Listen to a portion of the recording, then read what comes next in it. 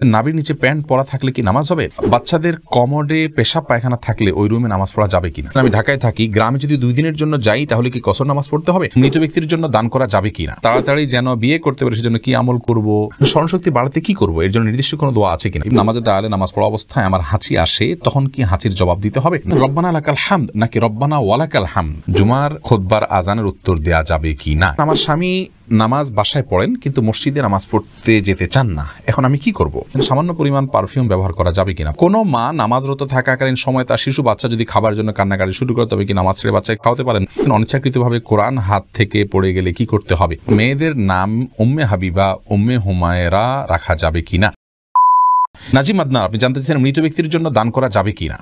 মৃত ব্যক্তির পক্ষ থেকে দান করবেন, অসুবিধা নেই, করতে পারেন। রাসূল আকরাম সাল্লাল্লাহু আলাইহি ওয়াসাল্লামকে একজন সাহাবী বলছেন, ইয়া রাসূলুল্লাহ, আমার মা মারা গেছেন, আফা আহুজ্জু আনহা, আমি তার পক্ষ থেকে ওমরা করতে পারি, হজ করতে পারি কিনা? নবী সাল্লাল্লাহু আলাইহি ওয়াসাল্লাম করতে পারো। অনেকে বলছেন, রাসূলুল্লাহ, আমার মায়ের পক্ষ থেকে আমি একটা কূপ খনন করে দিতে চাই, মানুষ পানি পান করবে, সবটা আমি আল্লাহকে বলবো, আমার মাকে দেওয়ার জন্য দেওয়া যাবে কিনা? নবী সাল্লাল্লাহু আলাইহি ওয়াসাল্লাম বলেছেন অবশ্যই দেওয়া যাবে। তাহলে বোঝা গেল মৃত ব্যক্তির তরফ থেকে দান করা যায়, যে কোনো কিছু আপনি দান করতে পারবেন। গুলশানা আক্তার বোন, আপনি জানতেছেন মেয়েদের নাম উম্মে হাবিবা উম্মে হুমায়রা রাখা যাবে কিনা? রাখা যেতে পারে, অসুবিধা নেই। উম্মে হাবিবা মানে হাবিবার মা, উম্মে হুমায়রা মানে হুমায়রার মা। আসলে এটা নাম খুব বেশি অর্থবহ হয় না, কিন্তু রাখলে যে গুনাহ হবে এমন না, রাখা যেতে পারে। যদি তার মেয়ে থাকে হুমায়রা, তার মেয়ে থাকে হাবিবা, তাহলে সেক্ষেত্রে উম্মে হাবিবা রাখা উচিত। আমাদের দেশে উম্মে হাবিবা উম্মে কুলসুম উম্মে অমুক উম্মে তমুক এইভাবে রাখা হয় অহরহ, তো এটি না রাখা উত্তম, কিন্তু রাখলে যে গুনাহ হবে এমন না, রাখা যেতে পারে, অসুবিধা নেই। এরপরে যে প্রশ্নটি আমি দেখতে পাচ্ছি, ভাই আব্দুল হাই, আপনি প্রশ্ন করেছেন খাবারের পর প্লেট ধুয়ে খাওয়া সুন্নত, একথা কি সঠিক? ভাই আব্দুল হাই, দেখুন, খাবারের পরে প্লেট এটি পরিষ্কার করে খাওয়া সুন্নাত, ধুয়ে খাওয়া সুন্নাহ এটি সঠিক কথা নয়। রাসূল করিম সাল্লাল্লাহু আলাইহি ওয়াসাল্লামের খাবারের পরে প্লেটের অবস্থা কি থাকতো এই সম্পর্কে বর্ণনা করতে গিয়ে আমাদের আয়েশা রাদিয়াল্লাহু তাআলা আনহা বলেছেন যে অনেক লোক যদি খাবার খেতেন সেক্ষেত্রে রাসূল আকরাম সাল্লাল্লাহু আলাইহি ওয়াসাল্লামের প্লেটটাকে অন্য সমস্ত প্লেট থেকে আমি পৃথক করতে পারতাম, কারণ এত পরিষ্কার করে তিনি খাবার খেতেন যে এত বেশি পরিষ্কার অন্য কেউ করে খেতে পারতেন না। এই হাদিস থেকে বোঝা গেল যে খাবারের সময় ওইটাকে মুছে পরিষ্কার করে খাওয়াটা এটি রাসূল আকরাম সাল্লাল্লাহু আলাইহি ওয়াসাল্লামের সুন্নাহ। আমাদের আয়েশা রাদিয়াল্লাহু তাআলার কথা থেকে সেটাই বোঝা যাচ্ছে। বিধায় খাবারের পরে প্লেট ধুয়ে সে পানি খাওয়া সুন্নাহ, এ কথাটি সঠিক নয়। তাসলিমা মুন্নাহ, আপনি জানতে চেয়েছেন অনিচ্ছাকৃতভাবে কোরআন হাত থেকে পড়ে গেলে কি করতে হবে? অনিচ্ছাকৃতভাবে পড়ে গেলে তওবা করতে হবে, সামনে থেকে সাবধান হতে হবে, সিরিয়াস হতে হবে, কোরআন ধরার ক্ষেত্রে দায়িত্বশীল হতে হবে। এর বাইরে বিশেষ করে লবণ দিতে হবে, চাউল দিতে হবে এমন কথা নেই কোরআন হাদিসে, এগুলো আমাদের নিজেদের বানানো। খোবায়েব নূর জমিরি, আপনি জানতে চেয়েছেন জুমার খুতবার আজানের উত্তর দেওয়া যাবে কি না? এ বিষয় নিয়ে আসলে ইখতিলাফ রয়েছে। খুতবার আগে যে আজান আছে সেটা আমরা উত্তর দেবো কি দিব না। অনেক উলামা ইকরাম বলেছেন আমরা চুপ থাকবো, এটার উত্তর দেব না। তার কারণ হলো রাসূল আকরাম সাল্লাল্লাহু আলাইহি ওয়াসাল্লাম আমাদেরকে বলেছেন, ইযা খারাজাল ইমাম ফালা সলাতা ওয়ালা কালামা, যখন ইমাম বের হবেন খুতবা দেওয়ার জন্য তখন কোনো সলাত বা কোনো কালাম চলবে না। এ হাদিস নিয়ে অনেক কথা আছে, অনেক আলোচনা আছে, শুধু এটুকু বলবো যে ইমাম বের হলে আর কথাবার্তা বলা যায় না। সেই জায়গা থেকে খুতবার আজান যেহেতু ইমাম বের হওয়ার পরে দেওয়া হয়, ইমাম মিম্বরে বসার পরে দেওয়া হয়, অতএব এখানে জবাব না দিয়ে বরং চুপচাপ নীরবতা অবলম্বন করতে হবে। এই মতটি অধিকতর শক্তিশালী, যদিও অনেকে বলেছেন জবাব দেওয়ার জন্য। শওকত ইসলাম, আপনি জানতেছেন আমি ঢাকায় থাকি, গ্রামে যদি 2 দিনের জন্য যাই তাহলে কি কসর নামাজ পড়তে হবে? গ্রামে যদি আপনার বাড়ি থাকে, নিজস্ব ঘর থাকে, বসবাসের স্কোপ থাকে, তাহলে সেটি আপনার একটা ঠিকানা। আর আপনার নিজস্ব ঠিকানা একাধিক হতে পারে, ঢাকায় একটা ঠিকানা আছে, গ্রামে আরেকটা ঠিকানা আছে, সেখানে আপনার ঘর বাড়ি আছে, আপনি তালাবদ্ধ করে আছেন, আপনার কক্ষ আছে, সেখানে আপনার রেস্ট ব্যবস্থা আছে, তার মানে আপনার ঠিকানা আছে। এরকম যদি হয় তাহলে সেখানে গিয়ে আপনি কিন্তু সালাত পরিপূর্ণভাবে আদায় করবেন, কারণ সেখানে আপনি মুসাফির নন নিজস্ব বাড়ি থাকলে। আর যদি সেখানে আপনি গেস্টের হিসেবে যান, অন্য কারোর বাসায় গিয়ে উঠেন, সেখানে গিয়ে বেড়ান, তাহলে তো আপনি মেহমান, অবশ্যই সেখানে আপনি কসর নামাজ পড়বেন। ফাতিমা ইসলাম, আপনি জানতে চেয়েছেন বাচ্চাদের কমোডে পেশাব পায়খানা থাকলে ওই রুমে নামাজ পড়া যাবে কিনা? কমোডের ভেতরে পেশাব আছে, ঢাকনা দেওয়া আছে, দুর্গন্ধ ছড়াচ্ছে না, কোনো প্রকার অপরিচ্ছন্ন হচ্ছে না পরিবেশ, তাহলে সেক্ষেত্রে ওই রুমে নামাজ পড়া যাবে।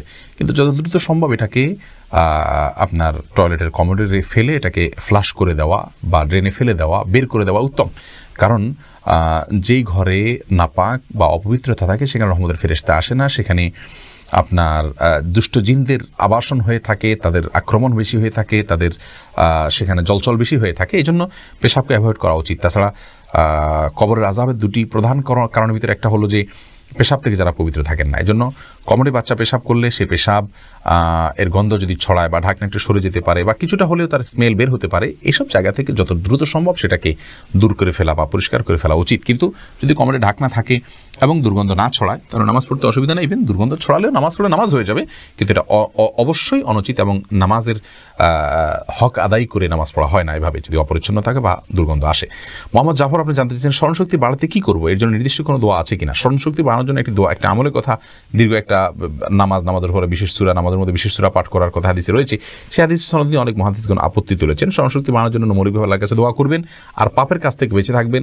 নিজের বিশেষ করে আজকের যুগে স্মরণশক্তি নষ্ট হওয়ার একটা বড় কারণ হলো সোশ্যাল অ্যাক্টিভিটিস বা আমাদের অনেক কাজের সাথে, জগতের সাথে ইনভলভেশন, এগুলোর কারণে আমাদের স্মৃতিশক্তি কমে যাচ্ছে। এগুলো যত কমিয়ে আনা যায় তত বেশি স্মরণশক্তি ইনশাআল্লাহ বৃদ্ধি পাবে। তাছাড়া আল্লাহর কাছে দোয়া করা যেতে পারে। আজিজ আল আমিন, আপনি জানতে চাইছেন সামান্য পরিমাণ পারফিউম ব্যবহার করা যাবে কিনা? পারফিউমের মধ্যে যে অ্যালকোহলটা থাকে আমরা বলেছি এই অ্যালকোহল ব্যবহার করলে এটি ব্যবহার করা নাপাক হবে না, এটাই হলো বিশুদ্ধতম মত এবং অ্যারাবিক স্কলারদের বেশিরভাগ মতে এটি, এবং এই মতটা অধিকতর যুক্তিসঙ্গত হওয়ার অনেক কারণের ভিতরে একটা হলো এখানে যে কেমিক্যালটা ইউজ করে একটা হলে বাষ্প হয়ে চলে যায়, দ্বিতীয়ত হলো যে এটি খাবারের যে অ্যালকোহল সেটি নয়, বরং এটি এক ধরনের অ্যালকোহল, এক ধরনের কেমিক্যাল জাতীয়।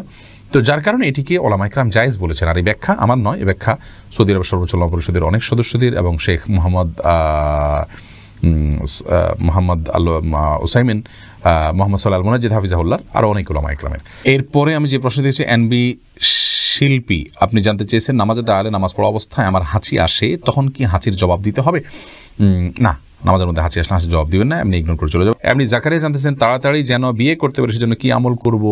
আমল হলো বেশি বেশি করে হালাল উপার্জনের চেষ্টা করবেন, সকালে ভোরে বের হয়ে যাবেন, পরিশ্রম করবেন, কোনো কাজকে ছোট মনে করবেন না, সিরিয়াসনেসের সাথে কাজ করবেন, খুব ভালো করে কাজ করবেন, দুনিয়াকে ভালো করে উপার্জন করবেন, বিবাহর প্রয়োজনে অর্থ সংগ্রহ করবেন, আল্লাহর কাছে দোয়া করবেন, সূরা ফুরকান আয়াত নম্বর ৭৪ বেশি বেশি পড়বেন, মা বাবাকে বোঝাবেন, সাধারণভাবে আল্লাহর কাছে নামাজের পরে বিভিন্ন দোয়া কবুলের সময়গুলোতে হাত তুলে তুলে বা বিভিন্নভাবে আল্লাহর কাছে দোয়া করবেন যেন আল্লাহ তাআলা আপনার মনোবাসনা পূরণ করে এবং আপনার প্রয়োজন মিটিয়ে দেন ইনশাআল্লাহ বিদিনিল্লাহ।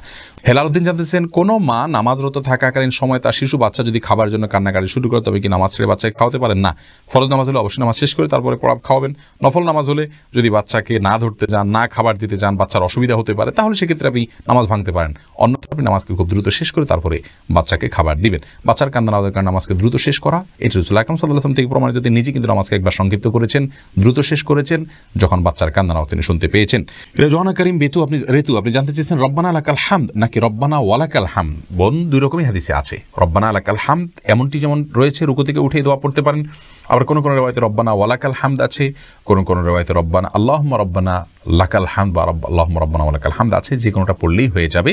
কাসরাতুল মাবানি তাদুল্লু আলা কাসরাতিল মাআনি, আরবিতে একটি কথা আছে যে শব্দ বেশি হলে তার মর্ম নিশ্চয়ই বেশি হয়। এই জন্য রব্বানা লাকাল হামদ বলার চাইতে রব্বানা ওয়ালাকাল হামদ বললে বেশি উত্তম হবে। অর্থ হলো হে আমার রব, আর আপনার জন্য প্রশংসা আমি জ্ঞাপন করছি। দুইটাই হাদিসে রয়েছে, কোনো অসুবিধা নেই, বিশুদ্ধ হাদিসে রয়েছে। এমনি তুহিন আলী জানতেছেন নাবির নিচে প্যান্ট পরা থাকলে কি নামাজ হবে? নাবির নিচে প্যান্ট পরা আছে কিন্তু নাবিটা দেখা যাচ্ছে না, উপরে আপনার কোনো কাপড় চোপড় আছে, তাহলে নামাজ হয়ে যাবে, কোনো অসুবিধা নেই। জোবা হাসান, আপনি জানতে চেয়েছেন আমার স্বামী নামাজ বাসায় পড়েন কিন্তু মসজিদে নামাজ পড়তে যেতে চান না, এখন আমি কি করব? আপনি তাকে বোঝাবেন, আপনার জায়গা থেকে আপনি তাকে নসিহত করবেন, আল্লাহর ভয় দেখাবেন, ভালোবাসা দিয়ে, স্নেহ দিয়ে, মমতা দিয়ে, বিভিন্নভাবে অভিমান করে আপনি তাকে বোঝাবেন, অন্যদেরকে দিয়ে বোঝাবেন। এরপরও যদি তিনি না করেন এর দায় আপনাকে বহন করতে হবে না ইনশাআল্লাহ।